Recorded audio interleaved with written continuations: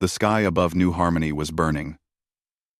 Orange flames mixed with black smoke as the alien ships kept firing their weapons. Commander Thelzar stood on the bridge of his massive warship and watched the human city below turn into rubble. He felt satisfied. These humans needed to learn their place in the galaxy. The Vraxian Dominion had brought 300 warships to this colony world. For 6 hours, they had been shooting at the cities and towns where humans lived. The bombardment was loud and terrible. Buildings exploded, roads cracked and broke apart. The humans ran into underground bunkers, hiding from the death that fell from the sky. Thelzar had planned this attack carefully. The Vraxian fleet surrounded the entire planet. No ships could come in. No ships could leave. The humans had sent distress signals for 3 days, begging for help. Nobody came. Nobody answered. The humans were alone and helpless. This made Thelzar happy. For decades, humanity had been growing too fast in the galaxy. They built colonies on new worlds. They refused to bow down to stronger species. They acted like equals when they should have acted like servants. Today, the Dominion would teach them a lesson they would never forget. Below in the bunkers, 2 million human colonists pressed together in the dark. Children cried. Parents held them close and whispered that everything would be okay, even though they did not believe it themselves. The bunker walls shook with each explosion. Dust fell from the ceiling. The air smelled like fear and sweat. In the command bunker, Governor Patricia Chen watched the tactical screens with tears in her eyes. Half the colony was already destroyed. The defense platforms had been wiped out in the first 10 minutes. The few patrol ships they had were floating debris now. New Harmony had no weapons that could fight 300 warships. All they could do was hide and hope someone would come to save them. But nobody was coming. The distress signals went unanswered. Earth was too far away. The other human colonies were too small and weak. The Galactic Council, which was supposed to protect everyone, did nothing. Then something changed. The sensor officer on Thelzar's flagship made a confused sound. He checked his instruments twice, then 3 times. Finally, he spoke in a worried voice. "Commander, we have a new contact. It just appeared at the edge of the system." Thelzar looked at his screens. A single ship signature glowed there. It was big, much bigger than any ship in his fleet. But something was wrong. The ship had not come from a jump point. It had not traveled through normal space. It had simply appeared, as if it had stepped out of nowhere. "Identify it," Thelzar commanded. Before the sensor officer could answer, a message came through on all frequencies. The translation computers turned the alien words into Vraxian language.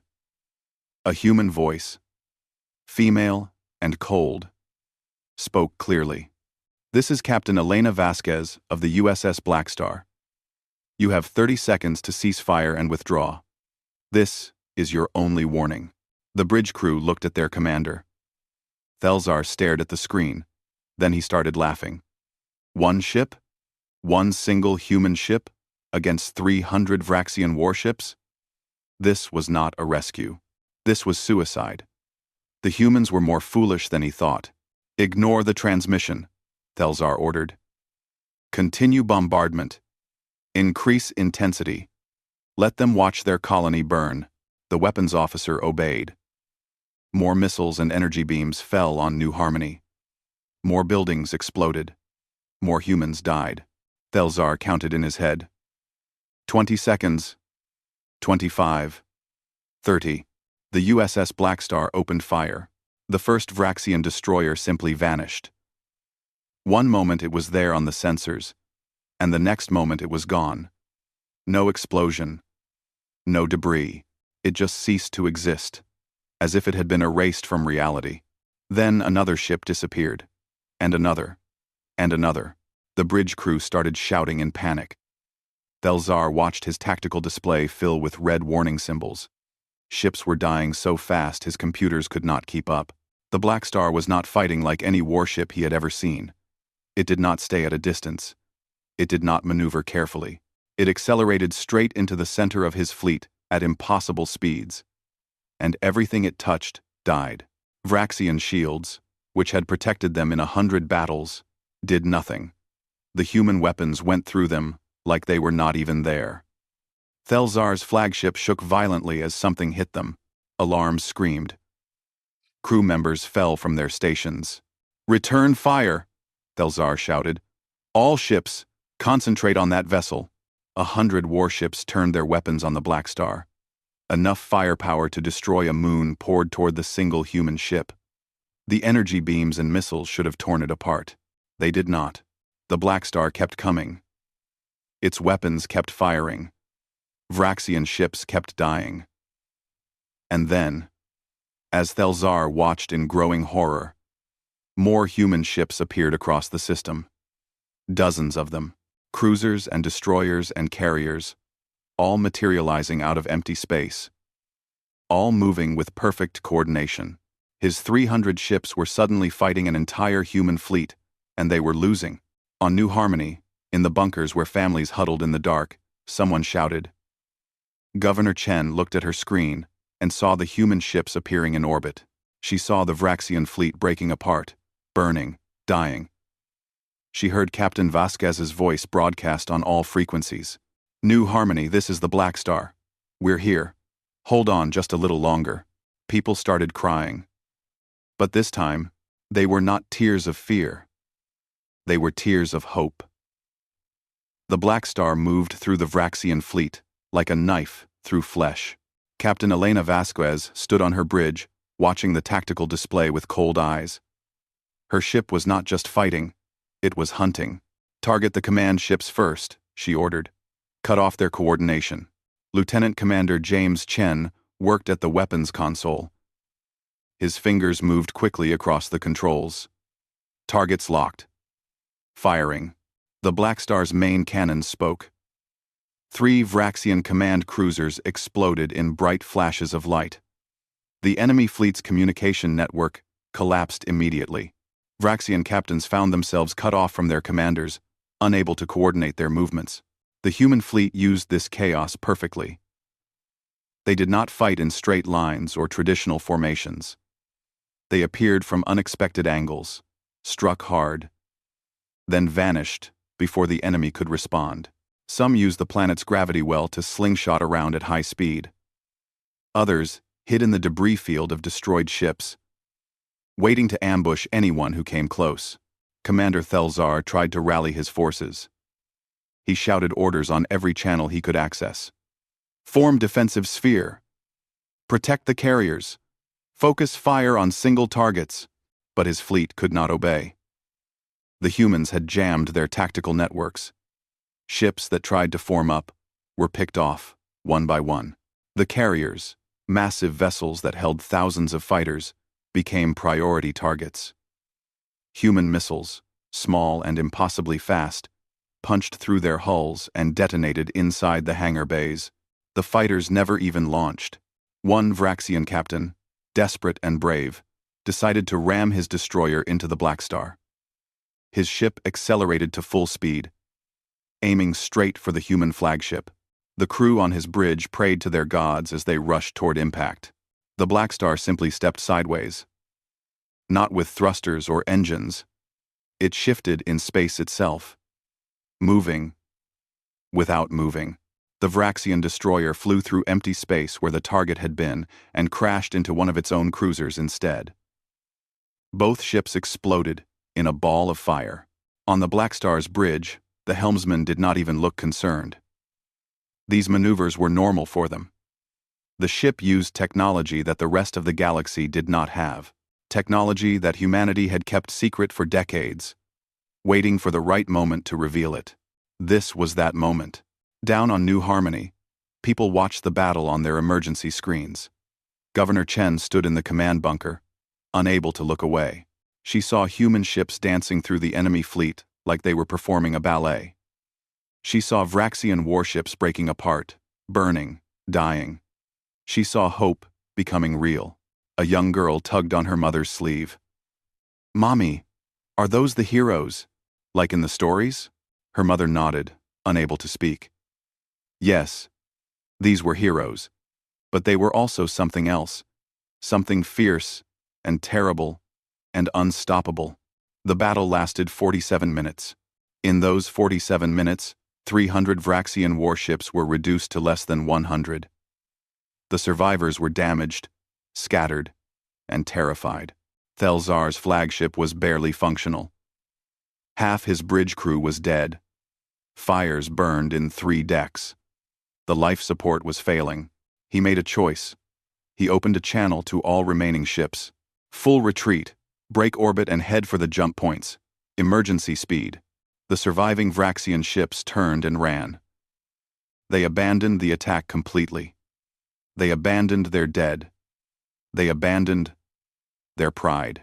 All they wanted now was to escape, to get away from these human devils who fought like nothing they had ever encountered. Captain Vasquez watched them flee on her screens. She did not smile. She did not celebrate. Her expression remained cold and hard as stone. Pursuit course, she ordered. All ships, maintain formation. No one escapes. Her tactical officer, a young man named David Park, hesitated. Captain, they're retreating. The colony is safe. We could let them go. Vasquez turned to look at him. Her eyes were like ice. They bombed civilian targets for 6 hours, Lieutenant. They killed 200,000 people in the first hour alone. They ignored every rule of war, every protection for non-combatants. She turned back to the screen. They wanted to teach humanity a lesson. Now, we'll teach them one. Engage pursuit. The human fleet followed the retreating Vraxians like wolves chasing wounded prey. The Vraxian ships were slower now, damaged and desperate. Some tried to form rear guards, to buy time for others to escape. The human ships destroyed these sacrificial vessels without slowing down. The first Vraxian ships reached the jump point, the location in space where they could activate their faster-than-light drives.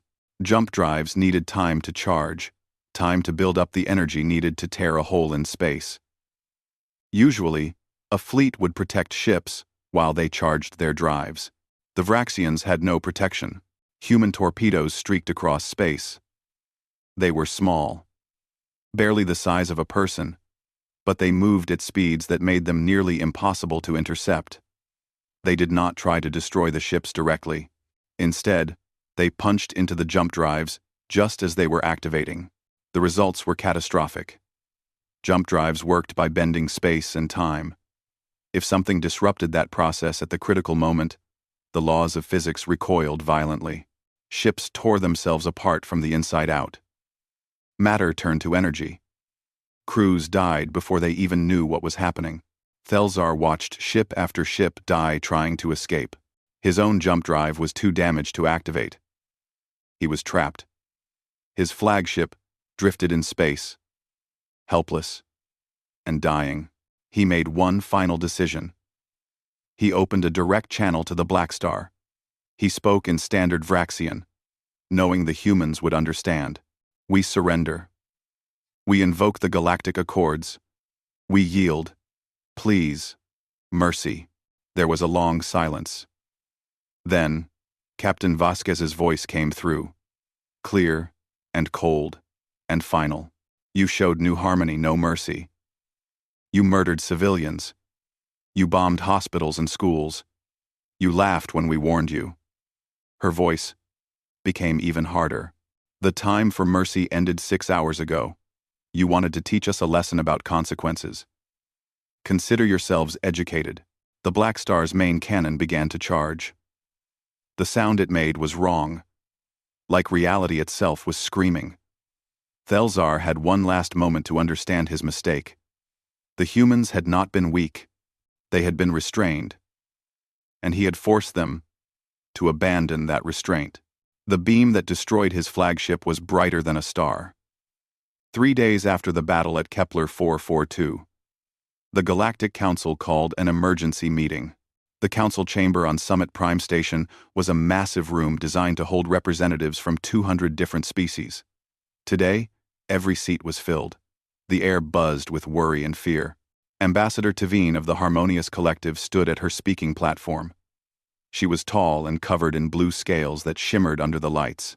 Her voice carried across the chamber through dozens of translation devices. What we witnessed at Kepler 442 was not defense. It was slaughter. 300 ships destroyed. No prisoners taken. No mercy shown. The humans have violated every principle of proportional response. Murmurs of agreement rippled through the chamber. Representatives from dozens of species nodded or made their versions of approving gestures. The footage from the battle had spread across every network in the galaxy. Everyone had seen it. 300 Vraxian warships wiped out completely, while the human fleet suffered no losses at all. 0. Not a single ship damaged. It was terrifying. Ambassador Marcus Webb entered the chamber. He was a thin human with gray hair at his temples and tired eyes. He walked alone to the human delegation's platform. Usually, ambassadors brought assistants and advisors. Webb brought no one. He stood alone and waited for silence. When the chamber finally quieted, he spoke. His voice was calm but hard, like stone. For 60 years, humanity has been part of this galactic community. We followed your laws. We respected your customs. We showed restraint when others attacked us. When they stole from us. When they killed our people. We did this because we believed in peace. We believed in a better way.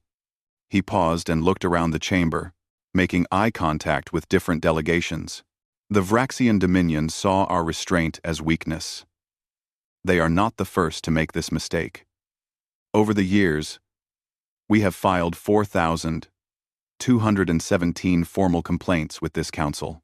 Complaints about attacks on our ships, about raids on our colonies, about our citizens being kidnapped and enslaved, about treaty violations and blockades, and acts of piracy. Webb's voice grew harder. Do you know how many of those complaints resulted in real consequences? 17. Less than 1%. The rest were ignored, delayed, or dismissed as internal matters. This council, which claims to maintain order and justice, has failed humanity again and again. Ambassador Tavine tried to interrupt. That is not fair. The council process requires evidence and investigation. These things take time. Webb turned to face her directly. New Harmony gave you all the evidence you needed. They sent distress signals for 3 days. They broadcasted footage of civilian targets being bombed. They begged for help. Nobody next. This forget. The rest, and this council did nothing.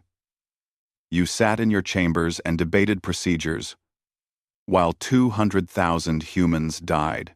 The chamber fell silent. Nobody could deny this. The recordings of New Harmony's pleas for help had been made public.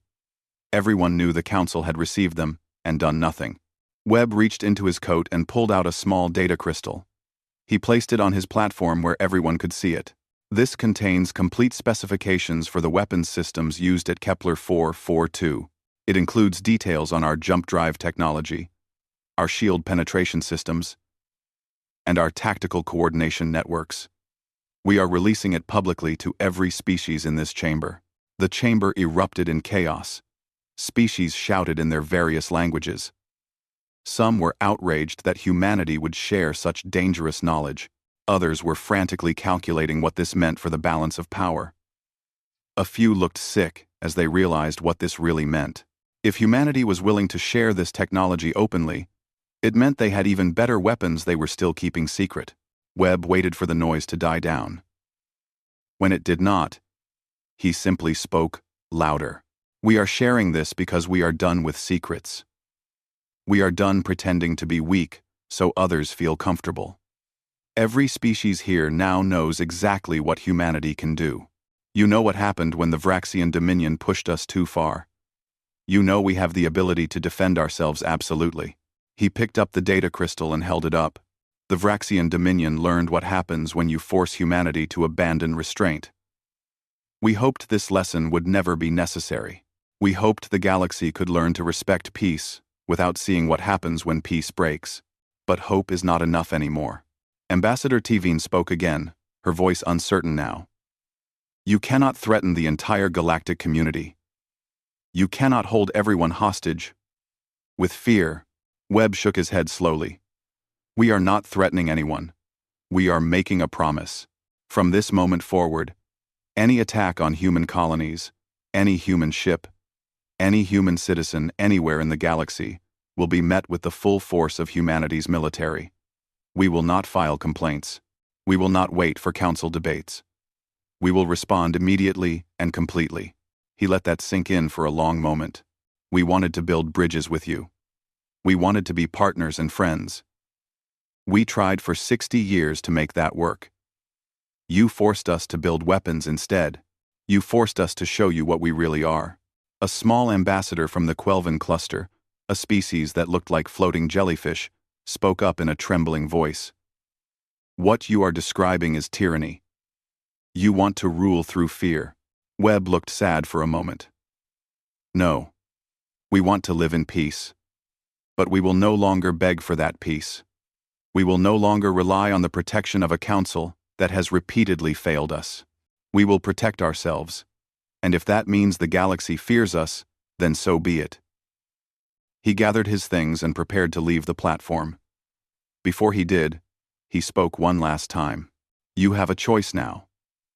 You can accept that humanity will defend itself without apology. You can work with us to build a truly just and safe galaxy. Or you can continue as you have, preying on the weak and ignoring injustice. But if you choose the second path, understand that humanity is no longer weak. We are no longer prey, and we will never be victims again. Marcus Webb walked out of the council chamber. Behind him, 200 species descended into arguments and panic and fear. The galaxy had changed in 3 days. The balance of power had shifted completely, and everyone knew that things would never go back to the way they were. In the corridors outside the chamber, Webb allowed himself a moment of weariness.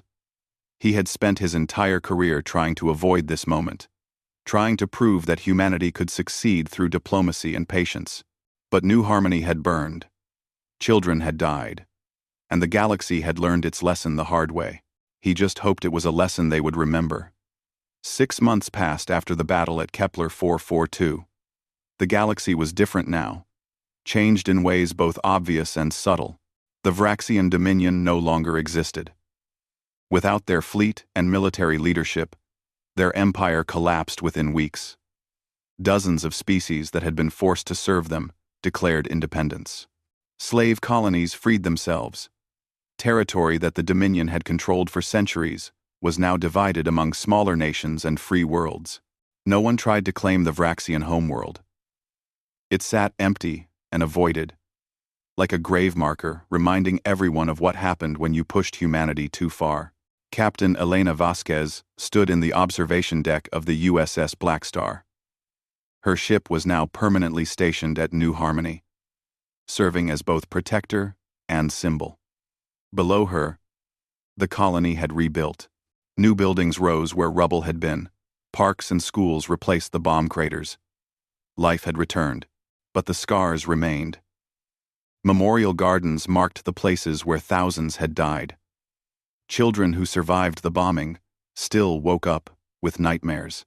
The colony would never forget what happened, and neither would Vasquez. Commander Sarah Okonkwo entered the observation deck. She was Vasquez's first officer, a tall woman with sharp eyes and a mind that never stopped calculating.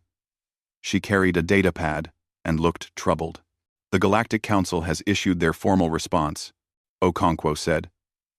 They're calling Kepler 442 a disproportionate use of force. They want us to submit to an investigation and possible sanctions.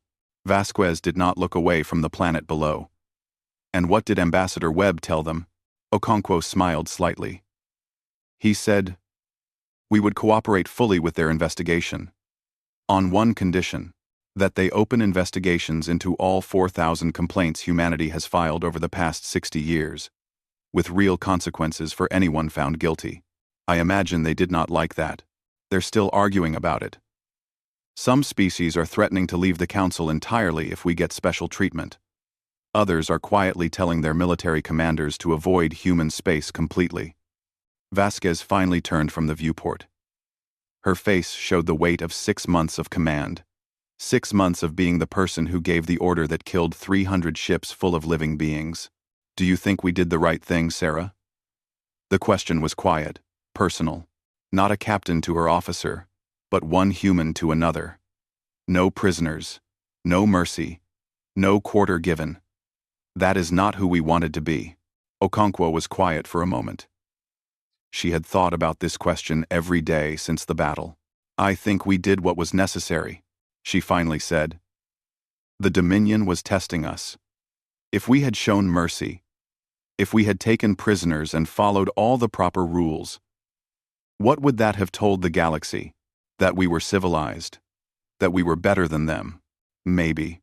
Or it would have told them that humanity still played by rules that others could ignore. Captain, they bombed civilian targets for 6 hours. They killed children in their schools. They murdered families in their homes. And they did it, knowing the Galactic Council would do nothing. Vasquez nodded slowly. And now the galaxy knows that we will do something, that we will respond with overwhelming force. Is that wrong? Okonkwo asked. We gave them a warning. 30 seconds to cease fire and withdraw. They laughed at us. They chose to keep killing our people. We didn't start this fight. But we finished it absolutely. Yes, and because we did, how many other colonies are safe now? How many species that were planning to raid human ships have changed their minds? How many would-be conquerors are deciding that maybe humans are not acceptable targets after all? Vasquez looked back at the planet. She could see the memorial gardens from here. Green spaces with white stones marking the dead. Peace through fear, she said softly. That is not the peace we wanted. No. Okonkwo agreed. But it's better than mass graves. It's better than empty colonies and refugee ships. Sometimes, the choice is not between good and bad. Sometimes it's between bad and worse. On the bridge, Lieutenant Commander Chen was running tactical drills with the crew. The Blackstar maintained a constant state of readiness now. They were not just a warship. They were a promise. A guarantee that New Harmony would never burn again. Across the galaxy, other changes were happening. Human colonies that had been isolated and vulnerable were suddenly receiving visitors. Trade delegations arrived bearing gifts and treaty proposals. Species that had never acknowledged humanity before were suddenly very interested in establishing diplomatic relations. Some of these visitors were genuine. They truly wanted peace and cooperation. Others were simply afraid, trying to get on humanity's good side before something went wrong. The human government accepted all of them. They negotiated trade deals and defense pacts. They shared some technology and kept other secrets close. They built the networks and alliances they had been trying to build for 60 years. But now, they built from a position of strength, not weakness. Now, when humanity spoke, others listened. Not because they loved humans, not because they respected human ideals, but because they had seen what happened at Kepler 442, and they did not want to be next. On Earth, in the headquarters of the Human Defense Fleet, Admiral James Rodriguez reviewed the latest intelligence reports. Dozens of species had increased their military spending. Everyone was trying to develop countermeasures to human technology. Some would probably succeed eventually, but that was fine. That was expected. Humanity had other weapons in development, other systems waiting in secret shipyards. The technology released after Kepler 442 was already 3 generations old. By the time anyone caught up to it, humanity would be 5 generations ahead. The galaxy was engaged in an arms race now, whether it admitted it or not, and humanity had a head start measured in decades. Rodriguez was not happy about this. He was a military man, but he had never wanted an empire built on fear. He had never wanted humanity to be the species that others cowered from. But after reading the reports from New Harmony, after seeing the footage of children running from bombs, he understood why it had to be this way. Sometimes peace required strength. Sometimes, mercy was a luxury you could not afford. Sometimes, the only way to stop bullies was to hit back so hard that they never got up again. Back on the Blackstar, Vasquez dismissed Okonkwo and stood alone in the observation deck. She watched New Harmony turn slowly beneath her ship, watched the lights of the rebuilt cities glow against the darkness of space, watched life continuing because she had been willing to take other lives. She thought about Thelzar's last words, his plea for mercy, his invocation of the galactic accords that he had ignored when it suited him. She remembered her response. Cold and final. She did not regret it. She could not afford regret, but she carried the weight of it. The knowledge that she had crossed a line that could never be uncrossed. The galaxy had a new order now. One where humanity was no longer the victim. One where human colonies could sleep safely, because everyone knew what would happen if they were attacked. One where peace existed not from love or understanding, but from fear of consequences. It was not the future they had wanted, but it was the future they had built, and Vasquez would defend it with everything she had. 1 year after Kepler 442, Captain Elena Vasquez received orders to return to Earth. The Blackstar would remain at New Harmony under the command of Sarah Okonkwo, but Vasquez herself was needed at fleet headquarters. She had become something more than just a ship captain. She had become a symbol. The trip home took 3 weeks using conventional jump drives. Vasquez could have used the advanced drives that made the Blackstar legendary. But she was in no hurry. She spent the journey writing reports, reviewing tactical data, and thinking about what came next. When the Blackstar entered Earth's solar system, she was greeted by an escort of 12 cruisers. It was an honor guard, a show of respect. But it was also a reminder. The woman who commanded the Blackstar was the woman who had changed the galaxy. She would never be just a captain again. Admiral Rodriguez met her at the orbital station. He was older than she remembered, with more gray in his hair and deeper lines around his eyes. Command had aged him, just as it had aged her. Captain Vasquez, he said formally, then smiled slightly. Or should I say Admiral Vasquez? Your promotion came through this morning. She had expected this but still felt strange about it. Admirals commanded fleets, planned strategies, made decisions that affected billions of lives.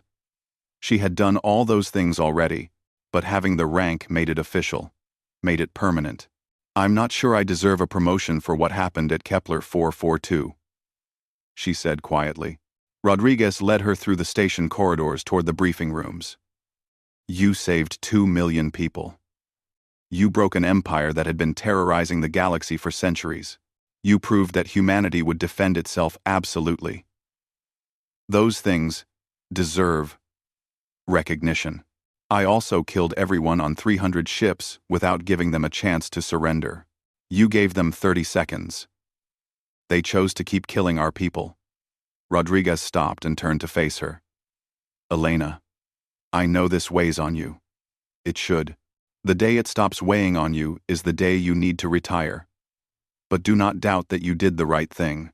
Because of what you did at Kepler 442, 17 other potential attacks on human colonies were cancelled. Species that were planning raids decided it was not worth the risk. You saved more lives than you took. Vasquez wanted to believe that. She needed to believe it. But the faces of the Vraxian crew haunted her dreams. Not all of them had been evil. Many had been following orders, doing their duty, believing their commanders when they were told the humans were weak. They learned different. And they died for that lesson. The briefing room was full of high-ranking officers and government officials. They all stood when Vasquez entered. She recognized many of them, from reports and broadcasts. These were the people who had been running humanity's defense and diplomacy for decades. Secretary of Defense Maria Santos spoke first. She was a small woman with steel in her voice. Admiral Vasquez, thank you for coming. We need to discuss the future of human military doctrine in light of recent events. For the next 3 hours, they discussed strategy. The galaxy had changed, and humanity's approach needed to change with it. Some argued for aggressive expansion, claiming that humanity should take advantage of its military superiority while it lasted.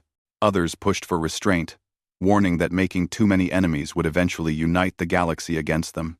Vasquez listened more than she spoke. When she did speak, her words carried weight. She had been there. She had made the hard choice. Everyone in the room knew that her opinion mattered more than theories and simulations. "We need to be strong," she finally said.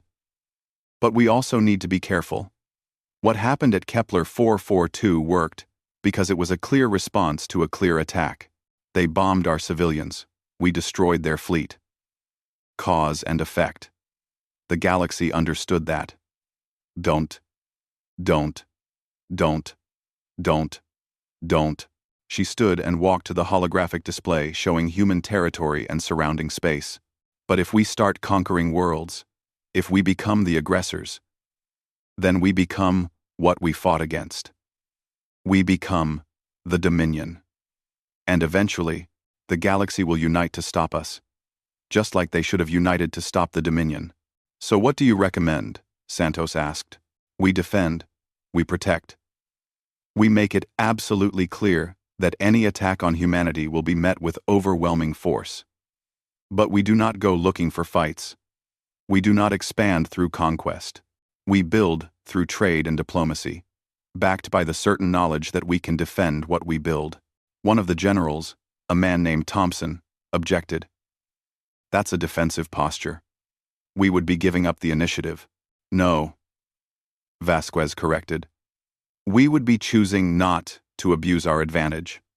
There is a difference. The galaxy already fears us. If we also give them reason to respect us, to want us as allies, rather than simply fear us as enemies, then we build something lasting. The debate continued for hours. In the end, no final decisions were made. These things took time, required more meetings, more analysis. But Vasquez had said what she needed to say.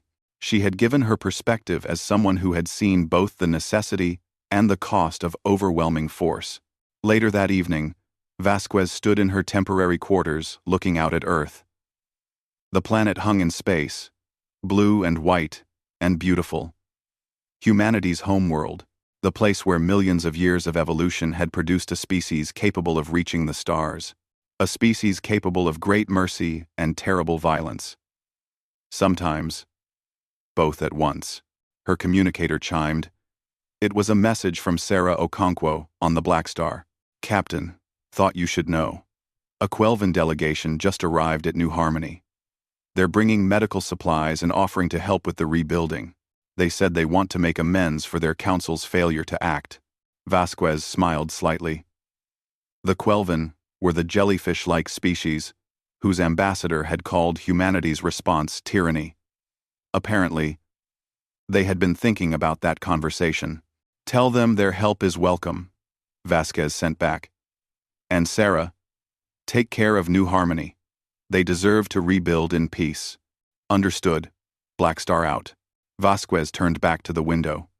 Down on Earth, billions of humans lived their lives. They worked and loved and raised children. They worried about everyday things like jobs and relationships and what to have for dinner. Most of them would never know what happened in the briefing rooms and strategy sessions. They would never understand the weight of deciding when to show mercy and when to strike without hesitation. That was good. That was how it should be. The people who made the hard decisions carried the weight so others did not have to. Across the galaxy, the new order continued to settle into place. Some species tested humanity's resolve with small provocations, trying to find the limits. They learned quickly that there were no safe provocations. Any attack, any raid, any kidnapping of human citizens resulted in swift and overwhelming response. Other species adapted and prospered. They traded with human colonies, formed alliances, shared technology on equal terms. These species found that humans made good partners when treated with respect, found that the strength humanity had demonstrated could also be used to protect mutual interests. Slowly, carefully, a new balance formed. Not the balance of the old Galactic Council, where the strong preyed on the weak and justice was a matter of debate. This was a balance based on certain knowledge. Attack humans and die. Trade with humans and prosper. The choice was simple and clear. Some called it peace. Others called it tyranny. Humanity called it survival. And on New Harmony, in the memorial gardens where white stones marked the dead, children played without fear. They ran and laughed in the sunlight, protected by the knowledge that the USS Blackstar hung in orbit above them, protected by the knowledge that Captain Vasquez and thousands like her would never let their world burn again. The price of that protection had been terrible. 300 ships destroyed. Thousands of lives ended. A reputation for absolute ruthlessness that would follow humanity for generations. But New Harmony lived, and so did 17 other colonies that would have died if Kepler 442 had ended differently. In the end, that was what mattered. Not whether they were loved or feared. Not whether history would judge them kindly. What mattered was that human children could play in sunlight without bombs falling from the sky. What mattered was that the lesson taught at Kepler 442 was learned so well that it never needed to be taught again. Captain Elena Vasquez, now Admiral Elena Vasquez, watched Earth turn below her and made a silent promise. She would spend the rest of her career trying to build a galaxy where strength and justice coexisted, where peace lasted not because people were weak, but because they understood the cost of breaking it. She would probably fail. The galaxy was too complicated, too full of competing interests and ancient hatreds. But she would try anyway, because that was what humanity did. They tried to be better, even when being better was hard, even when it required terrible choices. The USS Blackstar had entered the battle at Kepler 442. The wrath of its fleet had left no aliens surviving. That was the truth the galaxy knew. What they did not know, what they could not understand, was that every death weighed on the humans who caused them. That victory brought no joy, only relief that their own people lived. Perhaps that difference mattered. Perhaps caring about the weight of violence, even necessary violence, was what separated protectors from conquerors. Perhaps it was what would let humanity build something better than what came before. Or perhaps it was just what humans told themselves to sleep at night. Either way, the galaxy had changed, and humanity would face whatever came next with open eyes and the certain knowledge that they would never be victims again.